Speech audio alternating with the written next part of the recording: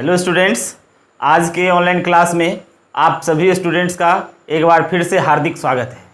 Students, जैसा कि आप जान रहे हैं कि हम लोग परिवहन एवं संचार से जुड़े टॉपिक का अध्ययन कर रहे थे और उस कड़ी में हम लोगों ने पूर्व में कई सारे पॉइंट्स का अध्ययन किया था। आज हम लोग परिवहन के एक महत्वपूर्ण आयाम जिसे जल परिवहन के नाम से जानते हैं उसके बारे में जानकारी लेने जा रहे हैं। तो आइए, आज का जो मुख्य फोकस हम लोगों का रहेगा वो जल परिवहन से रहेगा। तो सबसे पहले एक बार हम लोग ओवरव्यू कर लेते हैं कि इस टॉपिक में मुख्य रूप से हमें जानना क्या क्या है। वैसे मैं आपके लिए बता दूं कि यह जो टॉपिक है यह कक्षा 10वीं और 12वीं जो विभिन्न बोर्ड के छात्र हैं उनके लिए मुख्य फोकस करके बनाया जा रहा है। साथ में ये भी प्रयास किया जा रहा है कि आप यदि आगामी कुछ जनरल कंपटीशन या जो कुछ महत्वपूर्ण कम्पिटिटिव एग्जाम्स हैं उसमें आप अगर बैठना चाहते हैं तो वहाँ भी आपको ये काम दे दे। इस तरह से इसके कंटेंट्स को तैयार किया जा रहा है। जैसा कि आप लोग पूर्व के वीडियो को भी सराह रहे हैं और आपके अच्छे अच्छे कमेंट्स हमें प्राप्त हो रहे हैं। बहुत सारे स्टूडेंट्स ने अन्य विषयों के लिए भी अपनी इच्छा जाहिर की है। तो मैं उनके लिए बता दूं कि थोड़ी दूर जब ये ज्योग्राफी का पाठ्यक्रम आगे बढ़ेगा तो आपके इच्छाओं की भी पूर्ति मैं करने का प्रयास करूंगा। तब तक इसको थोड़ा आगे बढ़ने दीजिए, फिर मैं आपके लिए नेक्स्ट टॉपिक नेक्स्ट बुक को भी लेकर के आऊँगा। तो आज हम लोग मुख्य रूप से फोकस कर रहे हैं जल परिवहन पर। इस टॉपिक में हम लोग परिभाषा, जल परिवहन को प्रभावित करने वाले कारक, इसके कुछ महत्वपूर्ण लाभ एवं हानियाँ जो होती है इसको देखने का प्रयास करेंगे और जल परिवहन के जो प्रकार हैं उसको हम लोग देखेंगे। तो आइए हम लोग शुरू करते हैं जल परिवहन को। कि जैसा कि हम लोग परिभाषा से शुरू करते हैं, जैसा कि हम लोग पूर्व से जानते आए हैं परिवहन की परिभाषा में कि जब दो स्थानों के बीच वस्तुओं, यात्रियों या संदेशों का आवागमन होता है तो उसे परिवहन कहते हैं। और उस परिवहन के कड़ी में यदि जल मार्ग का उपयोग होने लगे तो वो जल परिवहन कहलाता है। तो परिभाषा के रूप में भी यहाँ आप देख सकते हैं कि जब यात्री, संदेश अथवा वस्तुओं को एक स्थान से दूसरे स्थान तक पहुंचाने के लिए जल मार्ग का सहारा लिया जाता है तो उस व्यवस्था को जल परिवहन कहा जाता है। तो यहाँ पर यह क्लियर हो गया कि परिवहन के रूप में सिर्फ किसका प्रयोग होगा? जल मार्ग का। अब ये जल मार्ग नदियों के द्वारा भी हो सकता है, नहरों के द्वारा भी हो सकता है और बड़े बड़े समुद्र तो हैं ही, इस पर हम लोग चर्चा करेंगे। लेकिन इससे पहले हम लोग चर्चा कर लेते हैं कि जल परिवहन को प्रभावित करने वाले कारक क्या क्या हैं। तो हमारा टॉपिक है जल परिवहन को प्रभावित करने वाले कारक। यहाँ पर क्या क्या होगा? जल परिवहन से जुड़ी बातें आ रही है। तो इसमें हालांकि मैं आपको बता दूं कि आपके नोट्स के लिए इस टॉपिक के लास्ट में, इस वीडियो के लास्ट में कंटेंट्स के रूप में आपको लिखित सामग्री उपलब्ध होगी जिसे आप नोट करके अपना नोटबुक बना सकते हैं और बार बार रिवाइज कर सकते हैं। तो वहाँ भी दिया जाएगा। यहाँ मुख्य रूप से आप समझने का काम कर लें। तो जल परिवहन को जो प्रभावित करता है इसके बहुत सारे कारक हो सकते हैं कि जैसे इसमें सबसे महत्वपूर्ण विशेषता जो होगी वो क्या होगी? जल की। तो जिस किसी भी माध्यम से हो रही है, यदि ये नदी नहर से हो रही है या बड़े समुद्रों से हो रही है, तो जल का जो विशाल भंडार है वो हमेशा उपलब्ध होते रहना चाहिए। दूसरी कि उसमें अगर हम नदियों के स्तर से इसकी बात करें तो नदियों के बहाव की दिशा में बहाव जो है वो तीव्र नहीं होनी चाहिए, गहराई जो होनी चाहिए वो लगभग समान होनी चाहिए, 12मासी नदियों के माध्यम से होनी चाहिए जिसमें जल की आपूर्ति लगातार होते रहनी चाहिए। मार्ग में कहीं भी जो हिम होते हैं, बर्फ होते हैं, उसका जमाव नहीं होने चाहिए। कहीं छिछले, सूखे या दलदली क्षेत्र नहीं होनी चाहिए। वहाँ जलप्रपात इत्यादि चीज़ों का जो है वो बहाव नहीं होना चाहिए।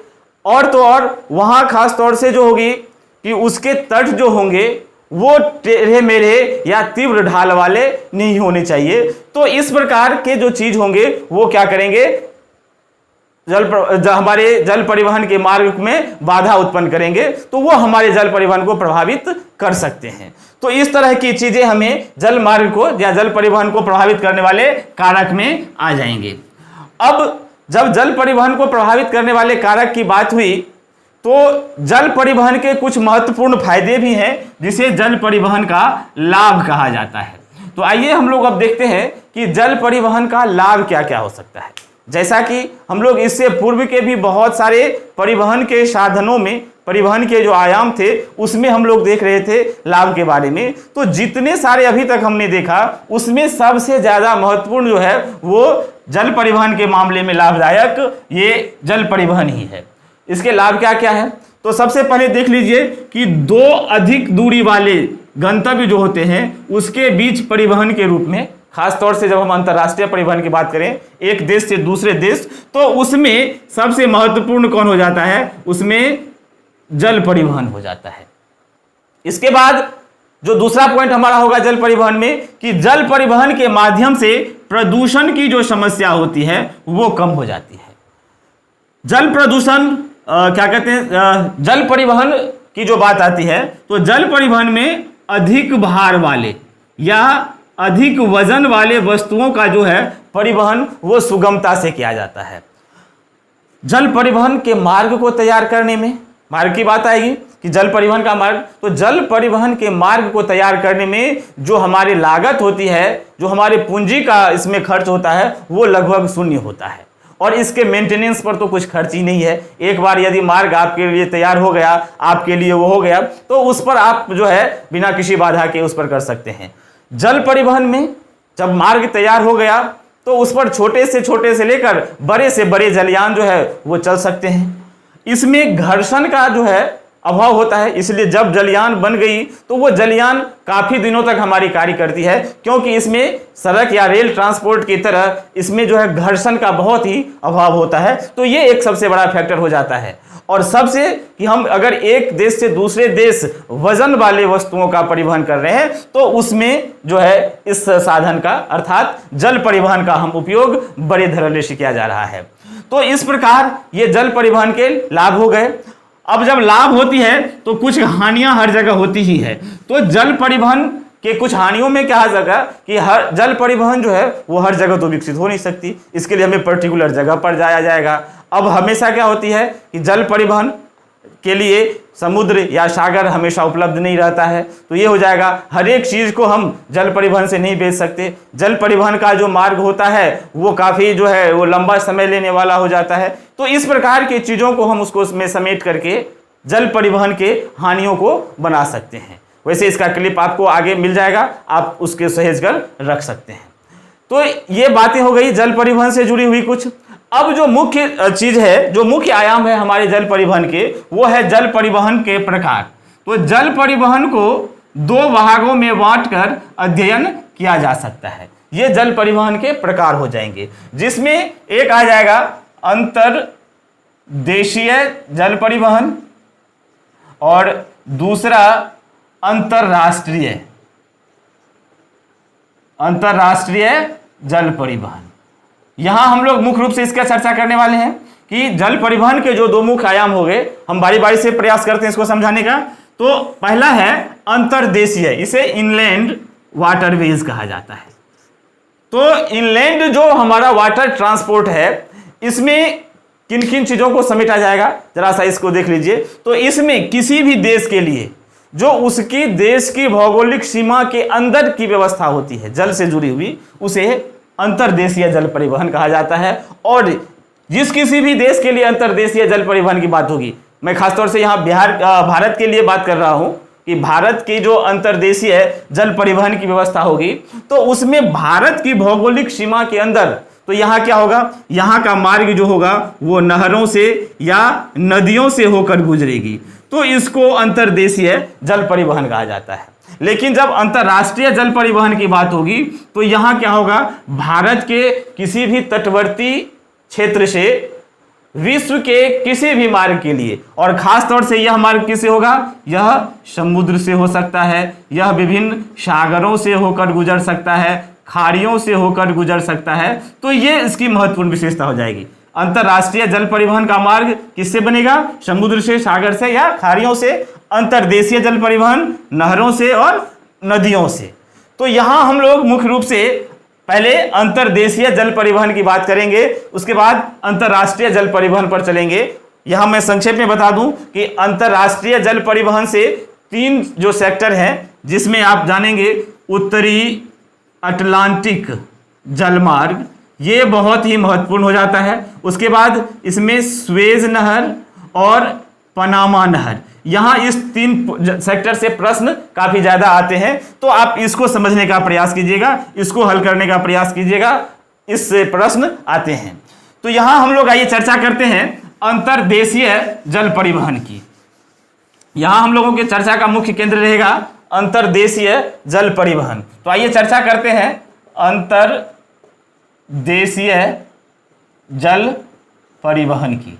जैसा कि नाम से क्लियर है कि अपने देश के अंदर अर्थात किसी भी देश की भौगोलिक सीमा के अंदर जो जल का परिवहन किया जाएगा, जल परिवहन के रूप में साधनों का उपयोग किया जाएगा, उसे अंतर्देशीय जल परिवहन कहा गया। इसे आप आंतरिक जल परिवहन भी कह सकते हैं। तो यहां क्लियर हो गया कि आंतरिक या अंतर्देशीय जल परिवहन। हम भारत के प्रमुख आंतरिक जलमार्गों की चर्चा करेंगे, लेकिन इससे पहले हम लोग जान लेते हैं, एक प्रश्न आता है बार बार विभिन्न बोर्डों में कि आंतरिक जल परिवहन जो होती है, यहाँ एक प्रश्न देख लीजिए, संभावित प्रश्न जिस पर हम लोग थोड़ा सा फोकस कर देते हैं कि आंतरिक जल मार्ग में आने वाले विभिन्न बाधाएं क्या क्या हैं। तो इस पर जरा चर्चा कर लीजिए। इसको विभिन्न तरह से पूछा जाता है इस प्रश्न को। तो हम लोग मुख्य रूप से आंतरिक जल मार्ग की जो बाधाएं हैं उनको जान लेने का प्रयास करते हैं कि आंतरिक जल मार्ग में बाधाएं क्या होती है। तो क्या बाधाएं हो सकती है? जल मार्ग की जब बात हो रही है तो बाधा क्या हो सकती है? तो बाधा होगी, क्या होगी कि जल का अभाव हो जाएगा। जल का अभाव किस रूप में होगा? तो चूंकि हम लोग जानते हैं कि भारत की नदियां जो है वो अधिकांश, बहुत सारी नदियां जो होती है वो क्या होती है, वो मौसमी नदी होती है, जिसमें किसी पर्टिकुलर मौसम में जो है वो जल पाया जाता है। बहुत कम ही ऐसी नदियां हैं जो 12मासी नदियां हैं, तो जल का अभाव हो जाएगा। दूसरा, इसमें जो आने वाली बाधाएं हैं वो ये कि जो भारत की मैक्सिमम नदियां, अधिकांश नदियां हैं, वो नदियां क्या करती है, वो सिल्ट या गाद अर्थात उसके तलहटी में, उसके मध्य में क्या होती है, अवसाद आकर के जमा हो जाती है, जिसके कारण क्या होता है, नदियां को जो बीच का भाग होता है वो क्या होती है, वो धीरे धीरे जो है वो बढ़ने लग जाती है, और जो यहाँ नौगम्य चीजें होती है, जो इस पर परिवहन करने की चीजें होती है, उसको क्या होता है, सही रास्ता नहीं मिल पाता है। उसके बाद यहाँ की नदियों की गहराई जो है वो हर जगह एक जैसी नहीं होती है। इनके तट जो हैं वो टेढ़े मेढ़े होते हैं, वो सीधी नहीं होती है। तो ये कुछ ऐसे चीज हैं जो भारतीय जो आंतरिक जल मार्ग है वो उसको विकसित नहीं होने देता है। तो आंतरिक जल मार्ग में जो आने वाली बाधाएं हैं, आपने इसमें देखा कि ये कुछ बाधाएं हैं जो हमारे आंतरिक जल मार्ग को प्रभावित करती है। लेकिन फिर भी भारत में प्रयास करके बहुत सारे नदियों के मार्ग को जल मार्ग के रूप में विकसित कर लिया गया है। 1986 ईस्वी में 27 अक्टूबर 1986 ईस्वी को भारत में जल मार्ग के विकास के लिए एक भारतीय अंतर्देशीय जल मार्ग प्राधिकरण का गठन किया गया था। इसकी तिथि कब थी? 27 अक्टूबर 1986। वर्तमान में इसका मुख्यालय नोएडा में है। तो इसके तहत 1986 के बाद से आप देख सकते हैं कि भारत में विभिन्न प्रकार के जल मार्ग जो है वो बनाने का प्रयास किया गया। तो जो जल मार्ग, जैसा कि हम लोग इससे पूर्व में राष्ट्रीय महामार्ग के नामों से जानते थे कि राष्ट्रीय महामार्ग जो बनाए गए उसका नामकरण किया गया, तो भारत में जल मार्गों का भी नामकरण किया गया। तो वर्तमान में 6 जो जल मार्ग हैं, जिसे NWW के नाम से जाना जाता है। N से हो गया नेशनल, W से, एक W से वाटर और एक W से वेज। तो नेशनल वाटरवेज, इसको हम राष्ट्रीय जल मार्ग कह सकते हैं। तो इसके नाम से वर्तमान में आप देख सकते हैं, एक सूची यहां मैंने जारी कर दी है पहले से, NWW1, 2, 3, 4, 5 और 6, ये 6 जो है ये भारत के प्रमुख जलमार्ग हैं जिसे राष्ट्रीय जलमार्ग के नाम से जाना जाता है। आइए इसको हम लोग एक मानचित्र से में समझने का प्रयास करते हैं। ये जो नाम दिए गए हैं ये कहाँ कहाँ उपस्थित है, इसको देखने से हमें ये पता चल जाएगा कि ये जलमार्ग कहाँ कहाँ है, किस रूप में अवस्थित है, इसकी क्या विशेषताएं है, वो मैं एक सूची के माध्यम से आपको बताने का प्रयास कर रहा हूं। तो आइए हम छोटा सा एक मानचित्र ड्रॉ करते हैं। इस मानचित्र के माध्यम से हम लोग जानने का प्रयास करेंगे कि ये जलमार्ग कहाँ कहाँ है। एक छोटा सा मानचित्र हम लोग पहले यहाँ ड्रॉ कर लें।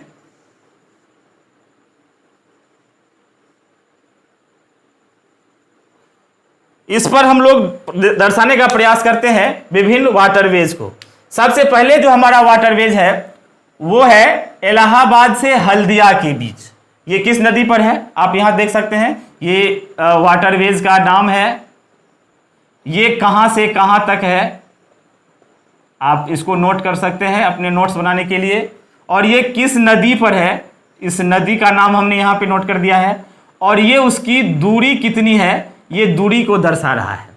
तो आइए सबसे पहले हम लोग वाटरवेज 1 जो है उसको जानने का प्रयास करते हैं। यह इलाहाबाद से हल्दिया के बीच गंगा नदी पर है, जिसकी दूरी जो है वो लगभग 1620 किलोमीटर है। तो आप जान सकते हैं कि ये इस पोर्शन में यहाँ इलाहाबाद का ये रुख हो गया और यहाँ से ये हल्दिया के रूप में ये पश्चिम बंगाल के आसपास हो जाता है। तो ये हमारा WW1 हो गया, वाटरवेज 1 हो गया, जो इलाहाबाद से हल्दिया के बीच है।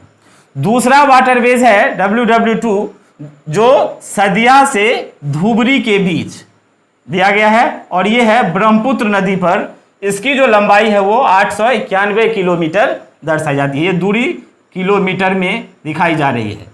तो अब देख लीजिए ये किधर है, ये ब्रह्मपुत्र नदी है। हम लोग जानते हैं कि ब्रह्मपुत्र नदी जो है वो चाइना की तरफ से सांगपो के नाम से आती है। तो इस परिदृश्य में आप यहाँ इसको देख लीजिए, ये इस तरह से ब्रह्मपुत्र नदी आती है और यहाँ पर फिर ये पश्चिम बंगाल जो हमारा बांग्लादेश है इधर प्रवेश करती है। तो इसमें ये सादिया से धुबरी के बीच ये ब्रह्मपुत्र नदी पर बनी हुई है, ये है WW2। अब आइए WW3 को जानते हैं। WW3 जो है ये केरल हमारे पश्चिमी तटवर्ती राज्य है केरल, यहाँ पर ये है। ये 3 नहरों से बनी हुई है। इसमें देख लीजिए, पहला है कोट्टापुरम से कोल्लम, ये पश्चिमी तटवर्ती एक नहर है जो केरल में है।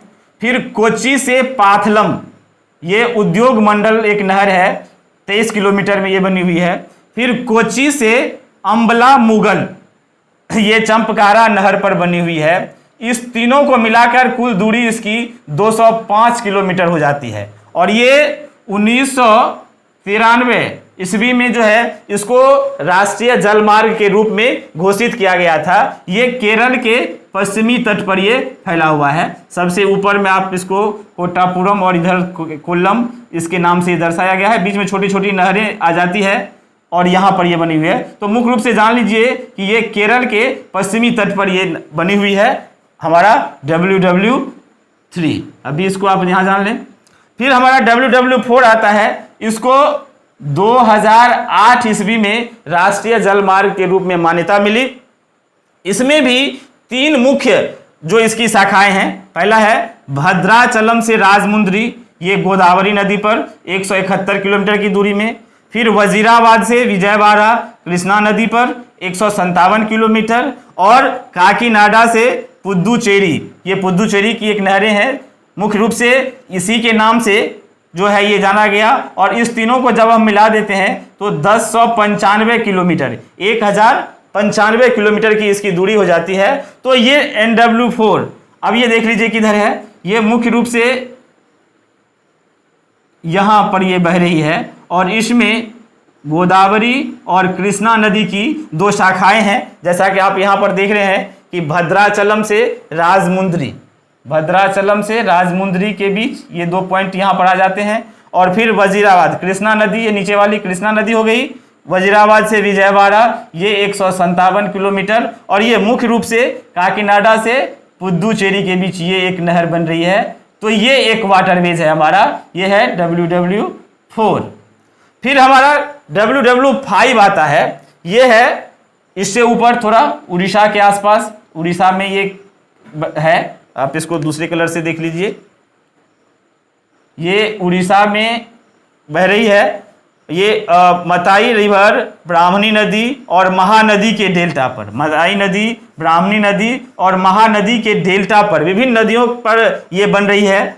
उसके सहारे 623 किलोमीटर की दूरी इसकी होती है, नेशनल वाटरवेज 5 की। और इसे भी भारत सरकार द्वारा 2008 ईस्वी में जो है, जो जल प्राधिकरण थी उसके तहत वाटरवेज के रूप में इस वाटरवेज 5 को, यहां पर वाटरवेज 5 आ गया। और रिसेंटली एक वाटरवेज बना हुआ है जिसे वाटरवेज 6 के नाम से जाना जाता है। ये वाटरवेज भंगा से लखीमपुर के बीच बनी हुई है। कहां से? भंगा से लखीमपुर के बीच बराक नदी है और इसके बीच की दूरी 121 किलोमीटर है। इसे 2013 ईस्वी में नेशनल वाटरवेज के रूप में मान्यता मिली और ये असम के पास भी है। ये भी असम के पास ये इस तरह से यहाँ पर ये जुड़ रहा है। ये मात्र 121 किलोमीटर की भंगा से लखीमपुर के बीच बनी हुई है। तो ये WW5 बनता है। जब भारत में अंतर्देशीय जल परिवहन की बात आती है तो भारत में जो जल परिवहन का विकास हुआ वो मुख्य रूप से नहरों से हुआ। तो यहाँ एक बहुत ही महत्वपूर्ण प्रश्न आ जाता है कि भारत में जो सबसे पहले परिवहन की, जल परिवहन की शुरुआत हुई वो कहाँ से हुई। तो आइए जान लेते हैं कि भारत में जल परिवहन की शुरुआत बंकिंघम नहर से हुई।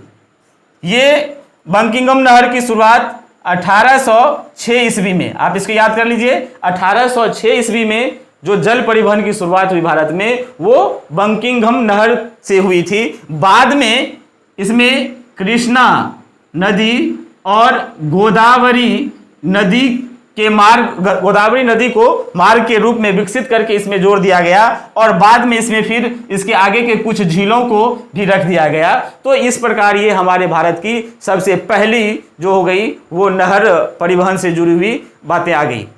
अब जब परिवहन की बातें आती है तो हमने आपको शुरू में ही एक टॉपिक बता दिया कि भारतीय अंतर्देशीय जलमार्ग प्राधिकरण का गठन जो हुआ वो 27 अक्टूबर 1986 को नोएडा में हुआ।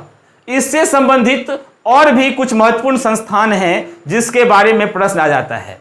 तो एक संस्थान आता है भारतीय नौ परिवहन संस्थान, तो ये पटना में है।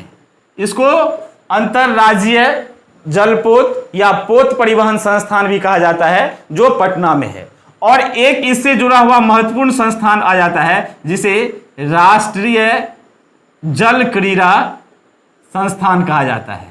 अर्थात जल से क्रीड़ा, चूंकि जल परिवहन की बात आ रही है तो जल में भी खेलने के लिए बहुत सारे साधन उपलब्ध होते होंगे। तो राष्ट्रीय जल क्रीड़ा संस्थान ये गोवा में है। यहां बता दूं कि भारतीय नौ परिवहन संस्थान जो पटना में है, जिसे राष्ट्रीय पोत संस्थान भी कहा जाता है, पटना के महेंद्रू घाट में ये सिचुएटेड है। तो यहां से बहुत सारे लोगों को प्रशिक्षण, जो इनके कर्मी होते हैं, इनके जो प्रशिक्षु होते हैं, इनके जो कामगार होते हैं, उनको प्रशिक्षण दे करके भी यहाँ से देने का काम किया जाता है। तो ये भारतीय नौ परिवहन, तो 3 तरह की संस्थाएं आ गई जिससे प्रश्न पूछा जाता है। एक भारतीय नौ परिवहन संस्थान जो पटना आ गया, ये बिहार में अवस्थित है। राष्ट्रीय जल क्रीड़ा संस्थान ये गोवा में अवस्थित है। और भारतीय अंतर्देशीय जलमार्ग प्राधिकरण जो 27 अक्टूबर 1986 को नोएडा में गठित हो गया। 1 नंबर वाले प्रश्न की सीरीज में जो और प्रश्न आते हैं वो मुख्य ये आते हैं कि जो हमारे अंतर्राष्ट्रीय या अंतर्राज्यीय जो जल परिवहन है हमारे, जिसकी संख्या कितनी है, तो ये 6 हैं। बहुत सारी जगहों पर आप देखेंगे कि कोट्टापुरम से कोलम, जिसका मैंने अभी यहाँ पे डिस्क्रिप्शन दिया, ये इसको अलग अलग वाटरवेज के रूप में जाना जाता है। आप यहाँ समझ लें कि नेशनल वाटरवेज जो 3 थे, ये इनकी 3 शाखाएं हैं। ये मैं शाखाओं के रूप में आपको क्लियर बता दिया, आप इसको नोट करके इसका नोट्स बना सकते हैं। तो आज हम लोग मुख्य रूप से चर्चा कर रहे थे अंतर जो हमारे आंतरिक जलमार्ग हैं, इस पर हमारे आंतरिक जलमार्ग के सीरीज में एक प्रश्न आ जाता है पत्तन से जुड़ा हुआ, जिसे पोर्ट कहते हैं या बंदरगाह कहते हैं। यहां एक प्रश्न आ जाता है कि बार बार पूछा भी गया है कि पत्तन एवं पोताश्रय में क्या अंतर है। यह बहुत ही महत्वपूर्ण प्रश्न है। ये बार बार बोर्ड के एग्जाम में आप लोग 12वीं में खासतौर से इसको देखते होंगे, पत्तन एवं पोताश्रय में क्या अंतर है। तो इस प्रश्न को आप करने का प्रयास कीजिएगा। हम एक अगले वीडियो में इसके लिए खासतौर से भारत के जो प्रमुख बंदरगाह हैं उस पर चर्चा करेंगे, और भारत के से जाने वाली जो अंतर्राष्ट्रीय जलमार्ग है उस पर चर्चा करेंगे। और एक छोटा सा क्लिप आपके लिए स्वेज और पनामा नहर का आपको मिलेगा, आप उसका अवलोकन करना नहीं भूलेंगे। आशा है कि आपको मेरा यह प्रयास अच्छा लगा होगा, और अब तो आप मेरे से वाकिफ़ हो रहे हैं धीरे धीरे। जो हमारे लगातार हमारे कंटेंट का व्यू कर रहे हैं, मैं उनको बधाई देना चाहता हूं, और जो लोग हमारे नए इससे जुड़ रहे हैं मैं उनके लिए भी उनको भी धन्यवाद देना चाहता हूं। इसी तरह आप अपना जो है इस तरह से कमेंट्स हम तक पहुंचाते रहें और हम आपके लिए प्रयास करते रहेंगे। धन्यवाद।